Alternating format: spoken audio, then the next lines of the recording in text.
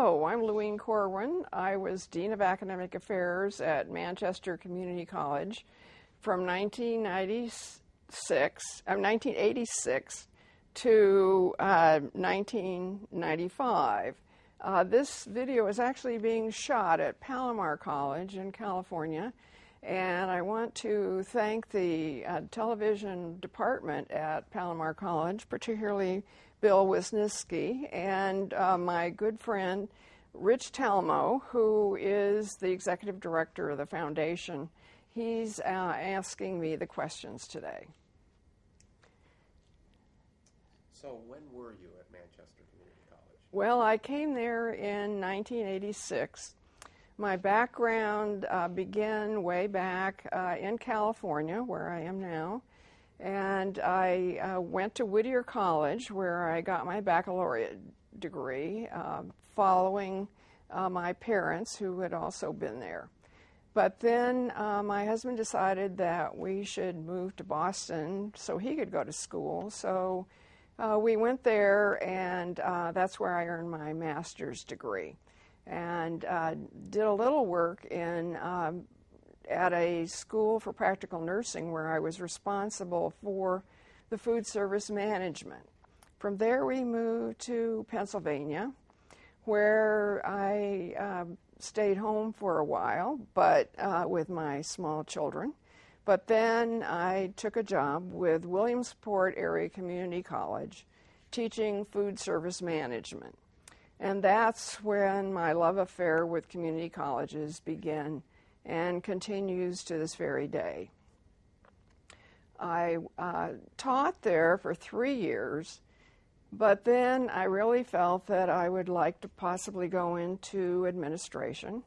So I went to Cornell University in 1975 and spent 2 intense years there, ending in 1977 when I received a PhD in higher education administration. So at that point, my administrative career took off, and from there I went to Mercer County Community College in New Jersey, where that was my first position as a chief academic officer. But I then began to look for something where I could be responsible for more than the credit programs, and wanted to be responsible for all the academic offerings of a community college. So why did you choose Manchester Community College as a career move? Well, at Manchester Community College, I was offered the opportunity to be responsible for all the credit programming and all the non-credit programming and the business and industry services. And I went up for a visit and just fell in love with the area and thought it would be an excellent opportunity for my interest to go there. So I applied for the position. And tell us about the hiring process. Well, at this point, I think my memory tells me that the interview was first. And I do remember Marion Flynn, who was librarian then, being very enthusiastic.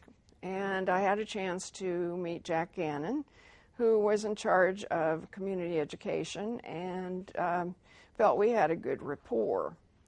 But the interesting thing was that when I was back on campus at Mercer County Community College, President Bill Vincent and Professor Dick Day came down to the campus and talked to a lot of different people about whether I would be a good fit for the college. And since they were happy, they did offer me the position. It really wasn't until much later that I really realized probably why they went this extra step. The first thing was that Toby Tamarkin, who was there in an administrative capacity, and I talked, and she was very gracious, saying that I was probably more qualified for the position than she was, even though she had been a candidate for the position. And then later, I realized that she and Tom Dowd, who was on the board of trustees, were very close friends, and I was invited to their wedding. So from then on, both Toby and Tom became good friends of mine, and I was very happy years later to be able to be of assistance to help Toby find a position as Chief Academic Officer at Holyoke Community College in Massachusetts. But the nuance of President Vincent and Dick Day coming to the college where I was most unique. So what are some of the fond memories that you have of Manchester Community College? Well, one of the things that happened not too long after I arrived was that the legislature began to look at the fact there were community colleges in Connecticut and there were technical colleges in Connecticut.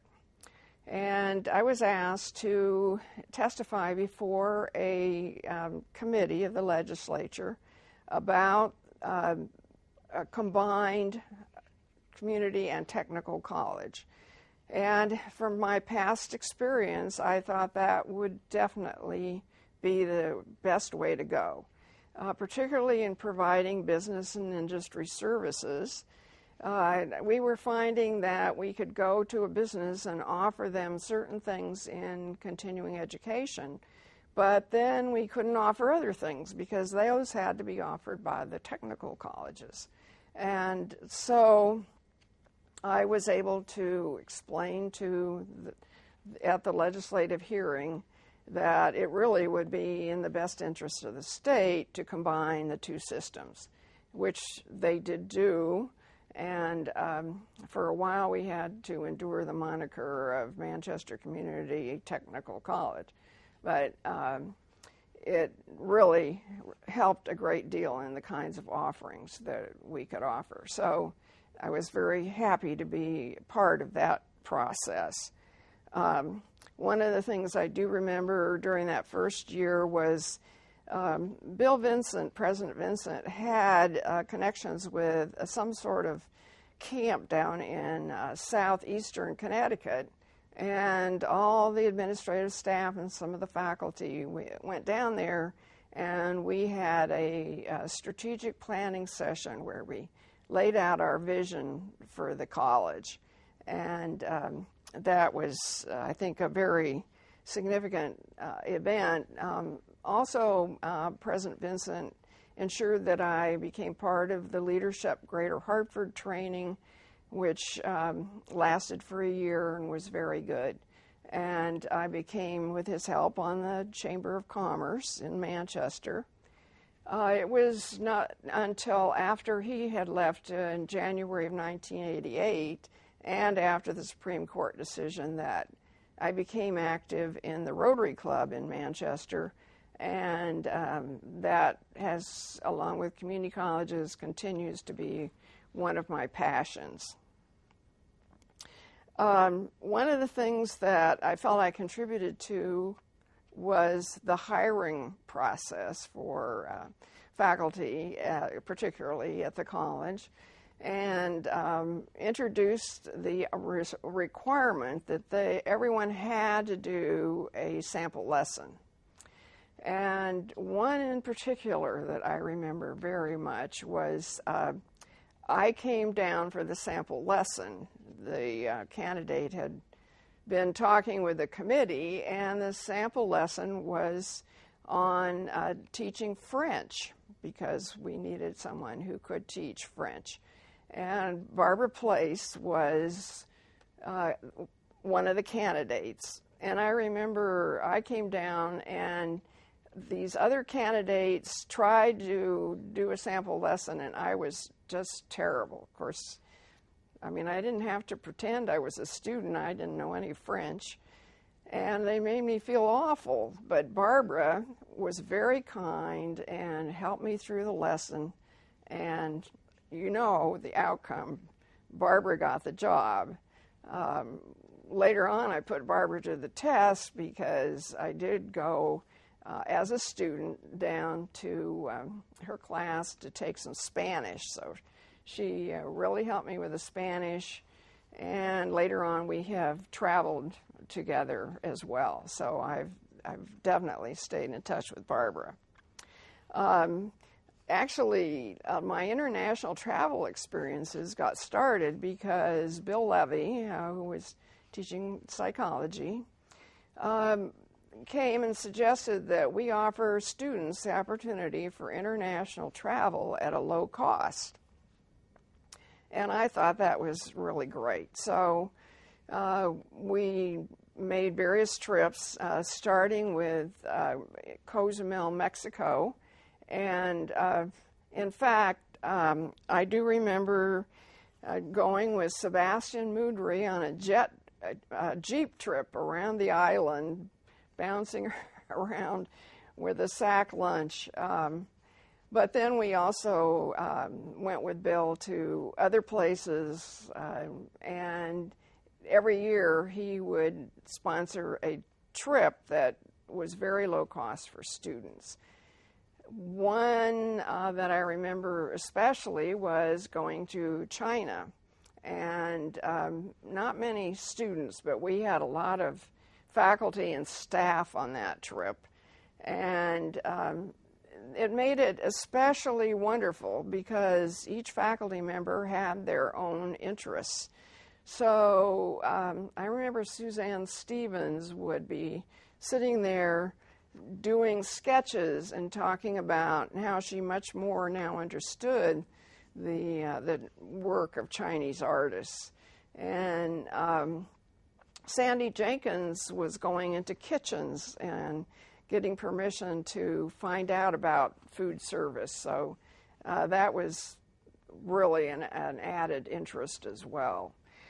And then I remember Bob Dobson, as a biologist, he'd been down to Costa Rica, and I wanted later to tour Costa Rica, and he gave us a lot of good advice, like don't lay on the sand to look at the tortoises along the beach, because he had gotten bit up all over his chest. So my husband and I had a great trip to Costa Rica, and then later on I ended up doing a major project there with Rotary. So it was a great opportunity to do some travel with the help of the community college faculty. Another major thing that happened while I was there was that Fatma Antar started the Global Issues Conferences. And those were held once a year. And one in particular I remember was with the Chinese ambassador. It was great to be able to sit and talk with him and learn his perspective. But Fatma brought us other major presenters, and that was a wonderful addition to the campus. Another thing that I found very helpful, having gotten to know Fatma, Diana Hossein, and Muhammad Zaire, was it was my first real introduction to the Muslim religion.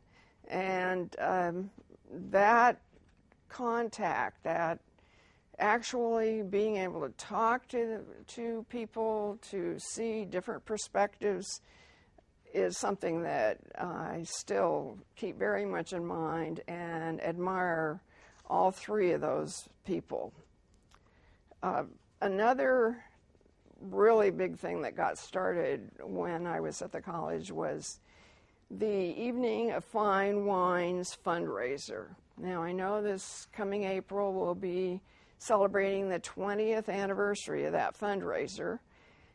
Glenn Lemaire from the Food Service Department, whose knowledge of wine is absolutely phenomenal, was very much behind that fundraiser, along with Mike Heise, who helped get the food service students to prepare the food that went along with it, and Leslie Brown, who is still active in helping put that on when I received the information about it. But the real thing that I appreciated about this particular fundraiser is that it was started and supported by faculty. And I particularly remember noting Alice Grandgeorge there putting lots of time and energy into this fundraiser and the scholarships that would be provided by it. Now, Alice and I would not agree on methodology in the classroom, but I knew her heart was behind the students, and seeing her there helping out was really insightful for me. In terms of the facilities, my office was in the new Low building, but of course we had the East Campus that was really getting very, very tired, having just been portable buildings that were put up down there. And one thing I particularly remember was that the fire department came over and they declared that the classrooms were too crowded and we would have to reduce class size because there should be 2 exits from every room and we just couldn't cram all those desks in there. Well, I couldn't say too much about it at the time, but I really was very pleased because I thought that class sizes were really too big to be effectively handled anyway, and I couldn't, budget-wise, I couldn't justify cutting them back, but here we were ordered, we had to cut them back. So that was good. I don't know now that the campus has so many new buildings whether sizes have had to be increased, but that was interesting. I will say that Tom Bevere kept everything in very good repair, so really I did not have to be concerned about functioning facilities. And I know he's gone on now to oversee all the new construction that's gone on campus. I do remember the theater was not big enough, for sure, that was for sure. But when Clark Boland came, he really was very creative in his use of the theater. And one of the things I remember him starting was colorblind casting for theater productions, which I thought was most interesting and beneficial. A very important program that got started while I was at the college was the Women in Transition. Marianne Bianchi was the inspiration behind this.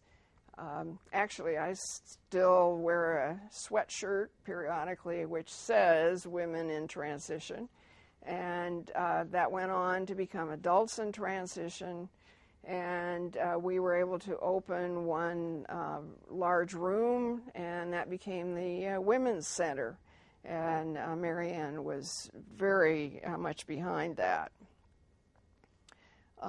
One of the things that I was pleased to be able to do was to attract 2 people from Mercer County Community College, where I had been, to Manchester, and they were a great addition, I think, and that was Alfred Carter, who eventually became the Dean of Students, and Von Seal Wright, who was in the counseling area, and I think they added a lot, and I was glad to be able to bring them along.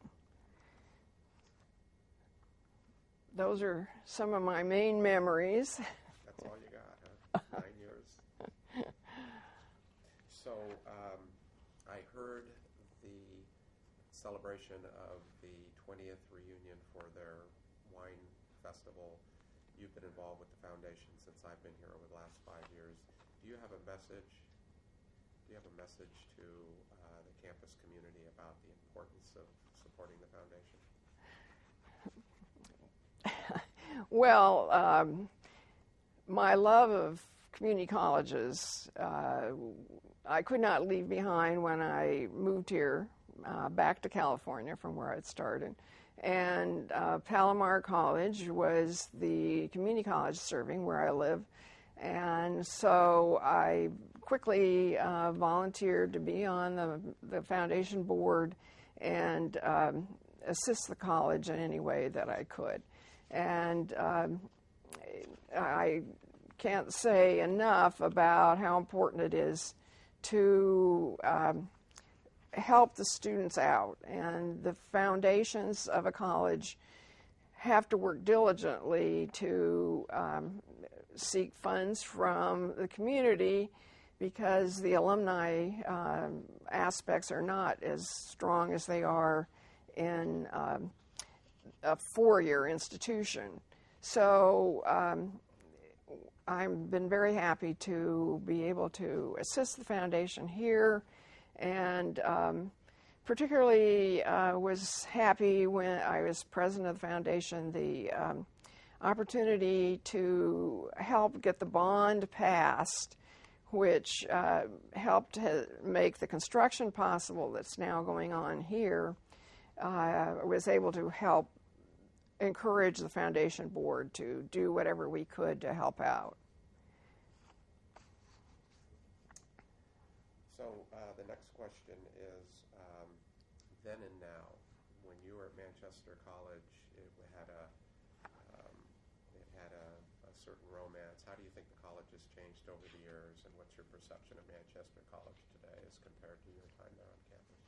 Well, I'm very pleased that now they no longer have to use those portable buildings, just as I'll be pleased when Palomar College is able to get rid of a lot of the old buildings. They've gotten rid of quite a few in this construction phase. And be able to build a number of other buildings. I know from talking with Barbara Place, she's thrilled with the language lab. I'm also very pleased that the college was able to establish the Great Path Academy.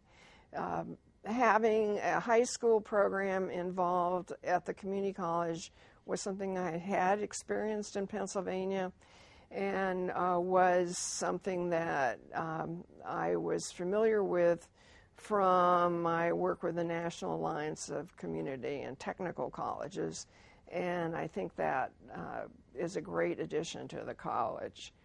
One thing I can't help reflecting on that I'm sure is different somewhat now because society has changed, but when I was there at one point, Joanne Lackowitz came to me and said that the Computer Programming and Computer Science Advisory Committee, there was a dilemma because one of the advisory board members, whom I'm not sure whether it was Chris or whatever, but Chris had had a gender change operation and was now Christine.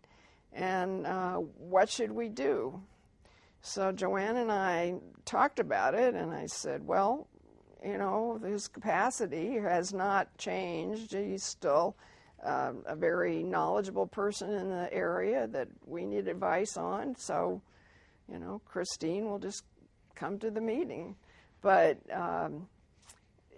I don't know now, given society's new attitudes, if we would have had such a long discussion. But it worked out very well, and the advisory committee continued.